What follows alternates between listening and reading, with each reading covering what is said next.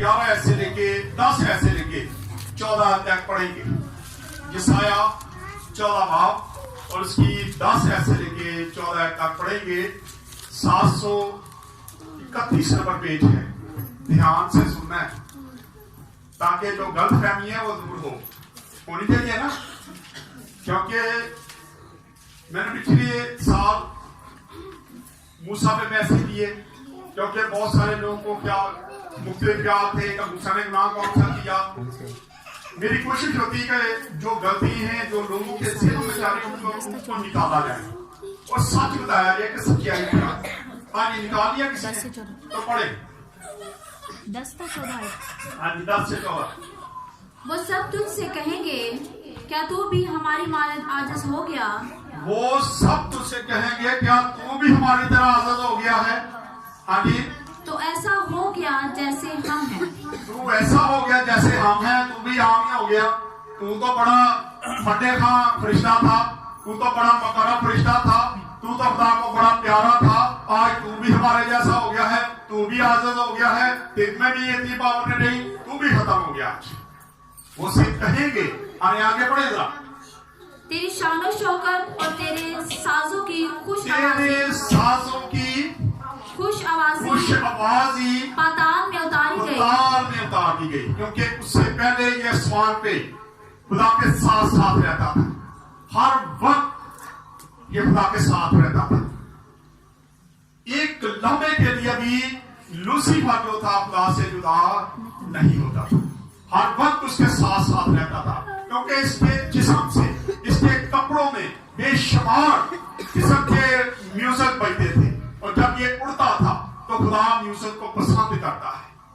और ये जब उड़ता था तो इसकी आवाज खुदा को अच्छी लगती थी, और ये हर वक्त खुदा के इर्द गिर्द ही रहता था, खुदा के पास रहता था। आज इसीलिए खुदा का कलाम फरमाता है, खुदा ऐसे परस्तार ढूंढता है जो रूह और सच्चाई से उसकी परस्ती करते हैं। जहां साज और आवाज मिल जाते हैं वहां खुदा का अमर छा जाता है। म्यूजिक खुदा को पसंद है। कुछ लोगों का ख्याल है कि चर्च में म्यूजिक नहीं बजना चाहिए, लेकिन खुदा का कलाम बताता है कि खुदा जहां साज और आवाज मिल जाते हैं वहां खुदा हाजिर हो जाता है, खुदा वहां पे आ जाता है, उसका अमर छा जाता है। खुदा का म्यूजिक पसंद है। और आज अब इसको भी म्यूजिक पसंद है। ऐसे भोला को जाओ तो ये कोई बदबू आते हैं फिर आती है ना, क्योंकि उसे भी म्यूजिक पसंद है। क्योंकि शुरू से म्यूजिक वही बजाता था, वही ये सारे काम करता था, और आज तक वो इस काम में माहिर है बजाने में, गाने में। गीत बड़े अच्छे गा लेता है, ये ज़हन में रखने, गाता है गीत, मैंने कई बार सुन ली है उससे। यहाँ पे लिखा है, दोबारा से पढ़े जरा बेटा।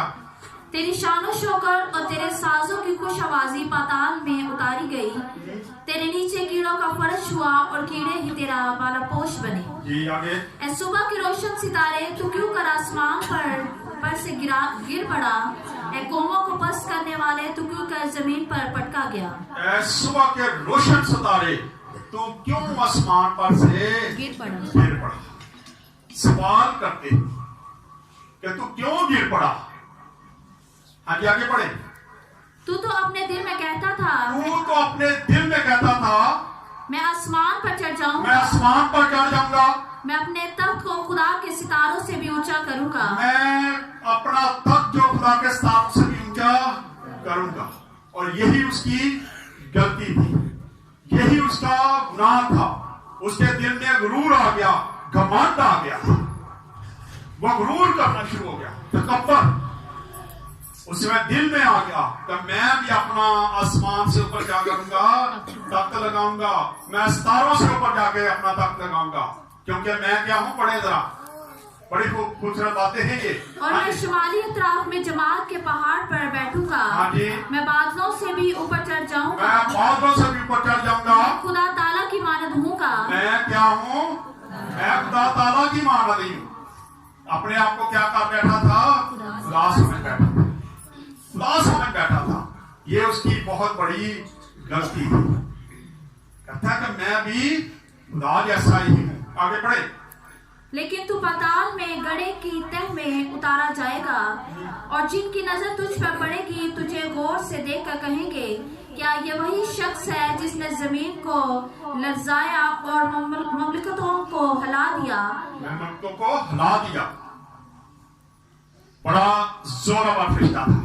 लिखा है कि वो अपने दिल में क्या करना शुरू हो गया था, घमंड, गरूर, तकब्बर उसके दिल में समा गया, और उसने कहा मैं भी तो खुदा ही हूं, मैं भी तो खुदा बन सकता हूं। उसकी वजह थी, अगर बाइबल मुकद्दस को आप स्टडी करें तो बाइबल मुकद्दस में गरूर तकरीबन 29 मरतबा इस्तेमाल हुआ है, घमंड तकरीबन 36 मरतबा, तकब्बर 23 मरतबा, शेखी तकरीबन 14 मरतबा, फखर तकरीबन 100 बार ये लफ्ज आते हैं, और ये सारे मिलके एक ही बन जाता है, और ये 202 बार बाइबल मुकद्दस में पाए जाते हैं। आज भी हम एक घमंड, गुरूर हम भी कई बार करना शुरू हो जाते हैं। थोड़ा पैसा ज्यादा आ जाए, हम बंदे को बंदे नहीं समझते। हमारे बच्चे आगे निकल जाए दूसरे बच्चों से तो हम दूसरे बच्चों को बच्चे नहीं समझते। हमें क्या होता है, गरूर, घमंड। यही चीजें किसमें आ गई थी, इब्लीस में आ गई थी, शैतान में आ गई थी, और वो समझता था कि मैं तो खुदा हूं। गुरु ने उस वक्त सर उठाया जब सुबह के रोशन सितारे ने अपने दिल में ये बातें ठान ली। उसने सोचा कि मैं खुदा बन सकता, मैं खुदा, मैं तो हर वक्त उसके साथ रहता हूं। आए एक दो जरा हवाले देखते हैं, निकाले मेरे साथ जरा। इसलिए 28 बाब,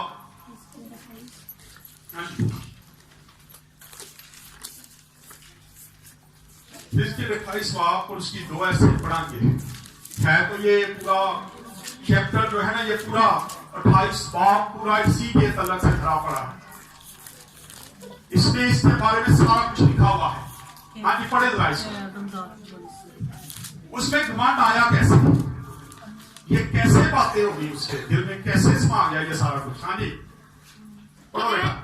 ए आदम जात वाली सूर से कह, ए आदम जात वाली सूरत से कह। फरिश्ते जो है वो सानों जैसे थे।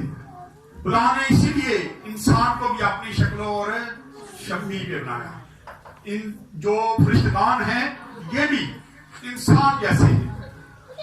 लेकिन अगर हम थोड़ा पीछे जाएं, नूह के दौर में चले जाते हैं, तो नूह के दौर में क्या हुआ, खुदा के बेटों ने क्या किया था कि इंसान की बेटियों से शादी की, और ये वही फरिश्ते थे जो जमीन पे आते जाते थे।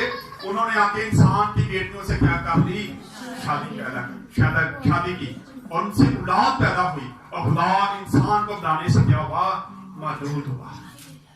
उसने कहा मैं क्यों ये गलती कर दी, मैंने क्यों इंसान को बना दिया। खुदा परेशान हुआ, और इसीलिए खुदा ने फिर नूह को हुक्म दिया कि दुनिया की जो बदी है मेरे सामने बहुत बढ़ गई है, यहाँ पे गुनाह बहुत बड़े हो रहे हैं। फरिश्ते आके औरतों से शादियां करना शुरू हो गए हैं, और उनकी नस्ल बढ़ना शुरू हो गई है।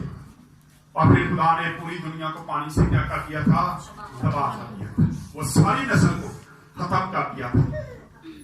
यहाँ पे हम देखते हैं, कहता है, लिखा है, ए आदम जात वाली सूरत से कह, खुदा यूं फरमाता है, इसलिए कि तू तेरे दिल में घमंड समाया, और तूने कहा मैं खुदा हूं, और वस्ते बहर में अल्लाह तक पर बैठा हूं, और तूने अपना दिल अल्लाह का साथ बनाया, अगर क्या तू अल्लाह नहीं बल्कि इंसान है।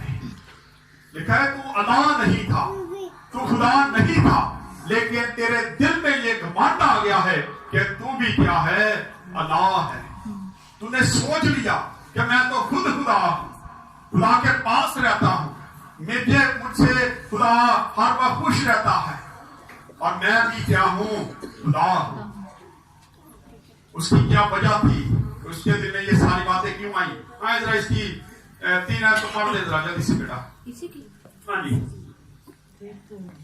देख तू दानियल से ज्यादा दानिशमंद है, ऐसा कोई भेद नहीं जो तुझसे छुपाया हो। ऐसा कोई भेद नहीं जो तुझसे छुपाया गया हो। यही उसकी एक वजह भी थी। खुदा बाप, खुदा बेटा, खुदा रूह कुदस जब भी मीटिंग करते थे, बैठते थे, बातचीत करते थे, तो ये उनके पास होता था। इसलिए इससे कोई भी राज छुपा हुआ नहीं था। इसीलिए इसने कहा मैं भी चौथा ही है।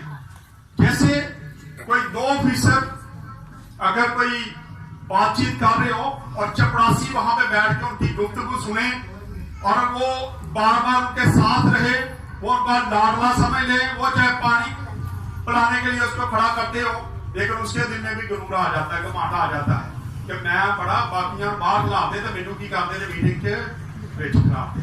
यही गलती अबलीस ने की थी।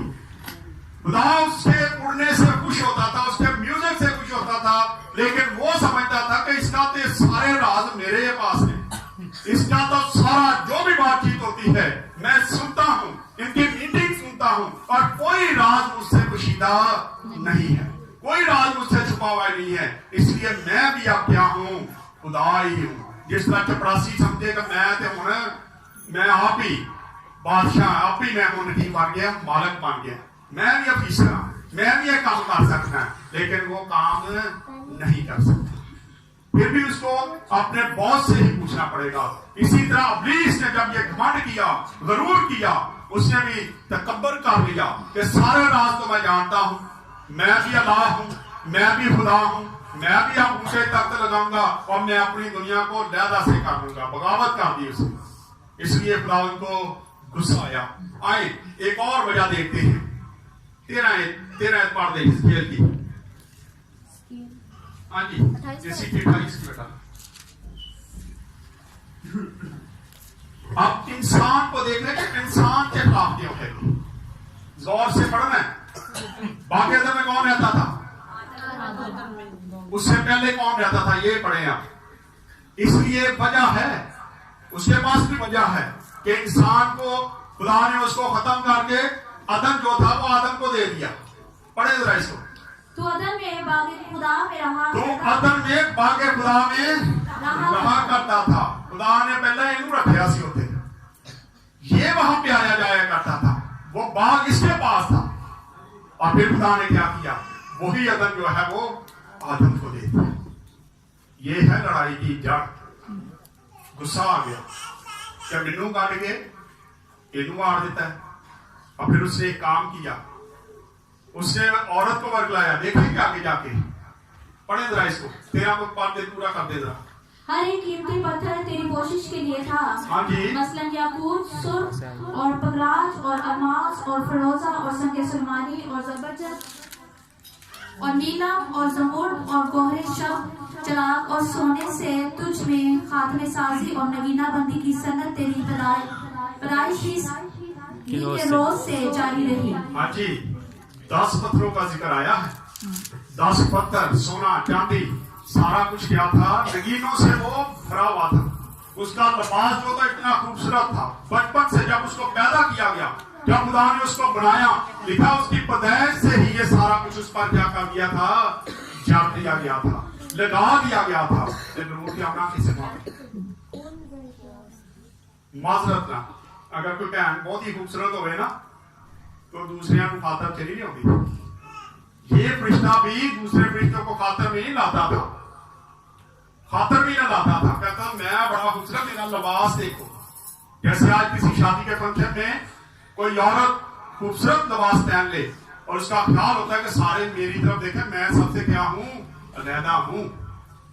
इसी तरह अबलीस जो था वो भी अलहदा बना हुआ था। नगीने चांद, यहाँ पे आप देखते हैं कि सोना उसकी पोशाक पे जड़ा हुआ था। तो घमांड कितना आता। ये तो आम सी बात है। मैं तो भैन की गल की, भाइयों भी कई बार ये गल होती है।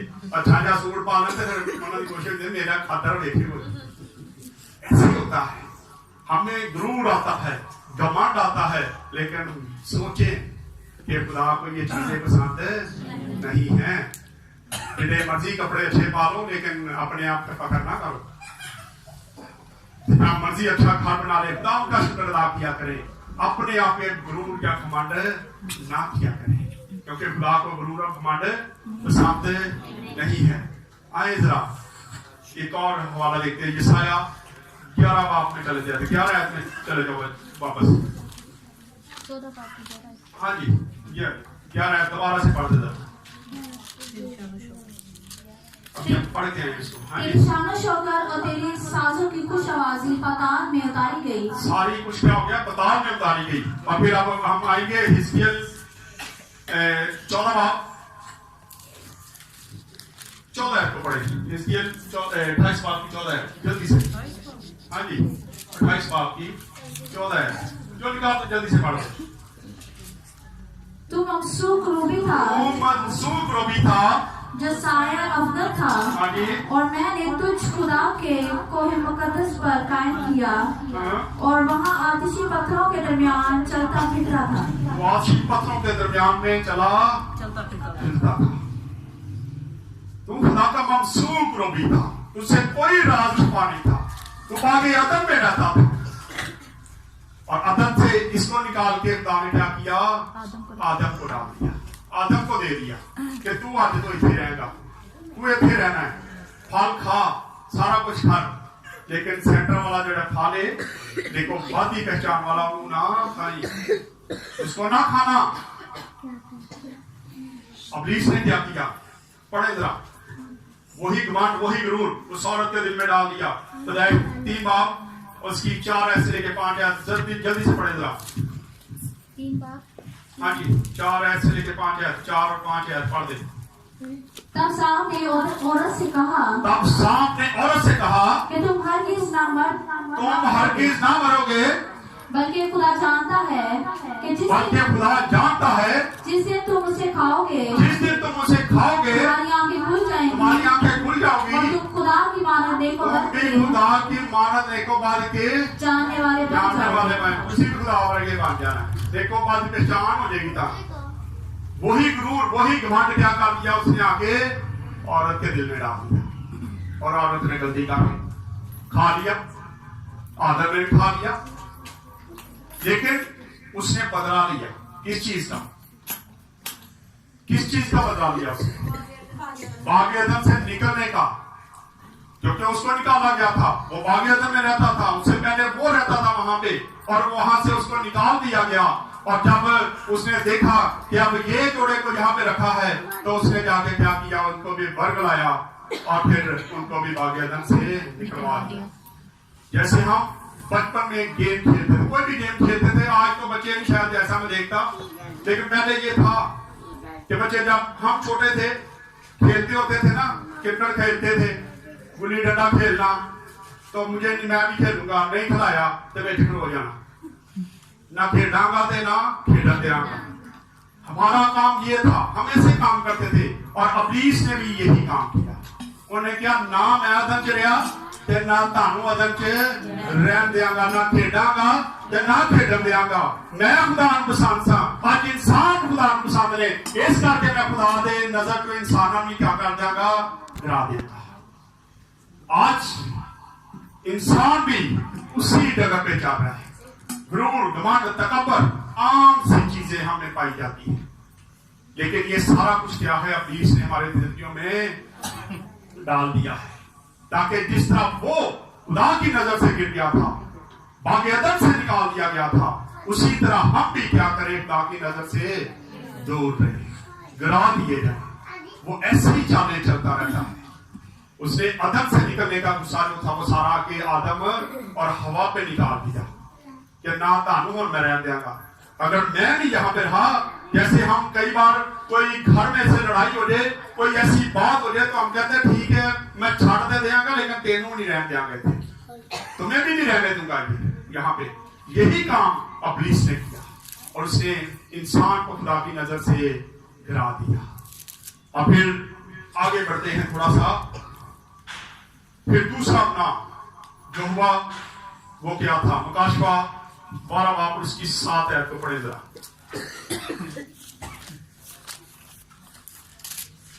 7, 8 और 9 आयत को पढ़ेंगे। हाँ जी,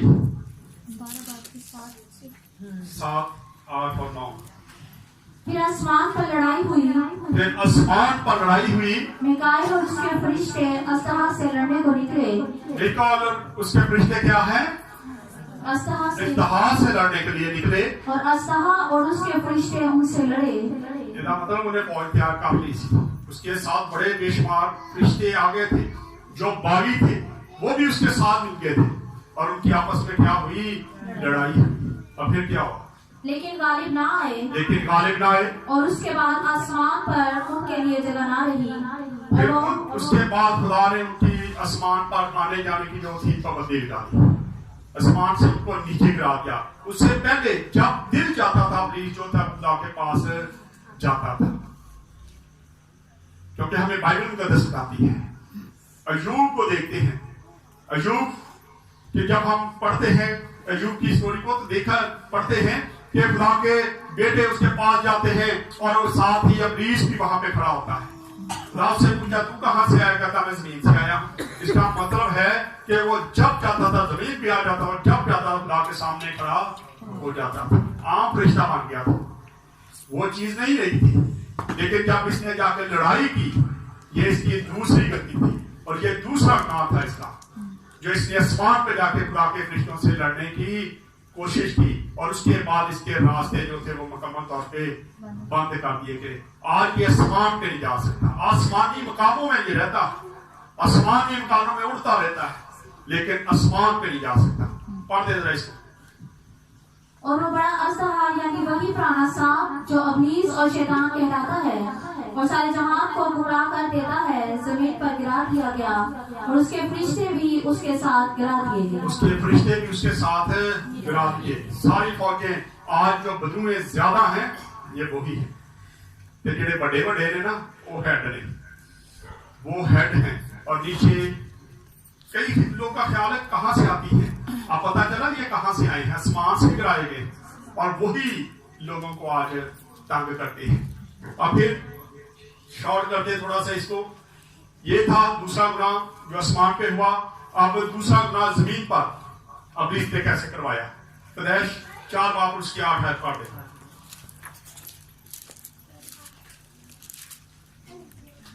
जल्दी बेटा। और कायन ने अपने भाई हाबिल को कुछ कहा और जब वो दोनों खेत में थे तो यूं हुआ कि कायन ने अपने भाई हाबिल पर हमला किया और उसे कत्ल कर डाला। आसमान पर लड़ाई हुई और दूसरी लड़ाई कहां पे होगी? जमीन पे। वही गुनाह आसमान पे हुआ, वही जमीन पे हुआ। वही उसने आसमान पे किया और वही काम उसने आके जमीन पर भी करवा दिया। दोनों भाइयों की लड़ाई करवा दी और एक भाई को कत्ल करवा दिया। बड़ा शातिर है, उससे बचे। तरीके से मिसाल लेता है बातों बातों में। आए एक हवाला पढ़ते हैं। यीशु मसीह ने अपनी इसके बारे में क्या कहा? लूका 10 बाब उसकी 18 है। बस इसके बाद एक हवाला पढ़ेंगे, बात करने लगा, परेशान ना हो। हाँ जी, 10 बाब उसकी 18 है। उसने उनसे कहा मैं शैतान को बिजली की मानत क्या कर रहा हूँ? आसमान से गिरा हुआ देखता हूँ। यानी कि गुस्से ना निगाहे बिजली की तरह जमीन पर गिराया गया है। गुस्से से जमीन पे आया है और अब जमीन की क्या करेगा? वो तबाही मचा देगा। जैसे आसमान पर बिजली जब कड़कती है, जमीन पर जब कहीं गिर जाए तो वहां पे क्या करती है? तबाही मचा देती है। यीशु मसीह अपने शिगिर्दों को आगाह करता है कि आसमान से इब्लीस को मैं बिजली की तरह जमीन पे आता हुआ देख रहा हूं, जरा बच के रहना, सही रहना। अगर इसको हम सही देखें तो ये खादमों के लिए या वो लोग जो खिदमत में हैं उनके लिए आगाही है कि वो आसमान से गिरा है और वो आज घमंड डालता है, गुरूर डालता है।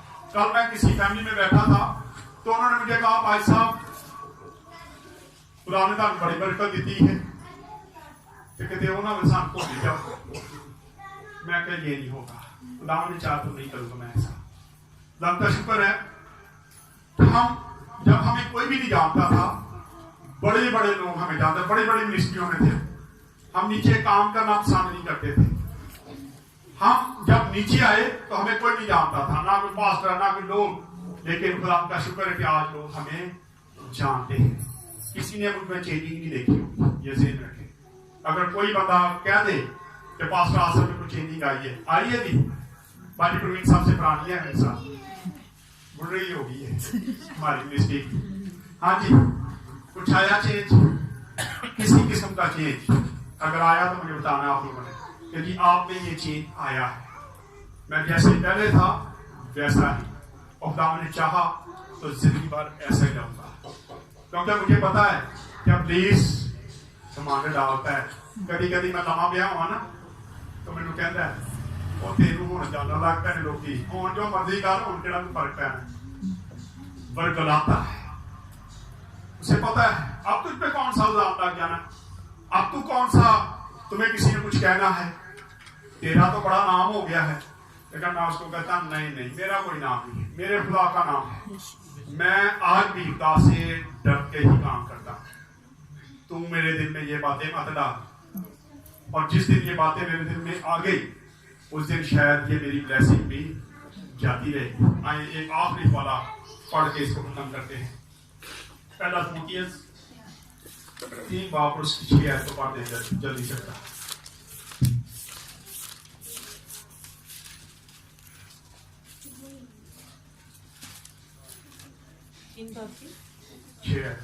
पहला तिमुथियुस 244 नंबर पेज है। हाँ जी, ये खातमों के लिए है। हाँ जी, 9 मरीज ना हो, 9 मरीज ना हो, ताकि तकब्बर करके कहीं अबलीस की सी सजा ना पाए, कहीं अपनी जैसी सजा ना पाए। ये खातमों के लिए है। आज हम सब के लिए ये सबक है। आज हमें खून का कदर रखने की जरूरत है। गुरूर, घमंड, तकब्बर, सारी चीजें अपनी जिंदगी से दूर रखें। और अगर ये आपकी जिंदगी में आ गई तो समझ लें कि हाँ क्या होने वाला है। अब जैसा बाकी नजरों से पता आज हमें जरूरत है कि आप खुदाम पे आके आजिज बन के, खुदाम को लोग वो पसंद हैं जो आजिज़ी दिखाते हैं। आए खुदाम इस कलाम के वसीला से खुदाम हम सबको बरकत दे।